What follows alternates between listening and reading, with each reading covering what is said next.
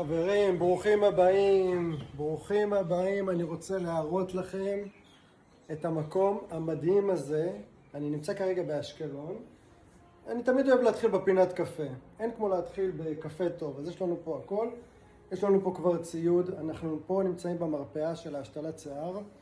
שימו לב מה אתם רואים פה. הכל מתוכנן ומוקפד עד הפרטים הקטנים. שימו לב. כל הציוד מוכן, הכל בצורה מסודרת. תראו איזה יופי, איזה אסתטיקה. תראו, הכיסא של המטופל של ההשתלות.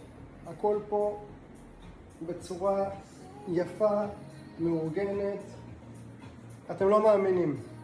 בסך הכל נשאר לכם להודיע לי שאתם באים להשתלה, וזהו. חברים, זה המקום. אשקלון. השתלות שיער בישראל.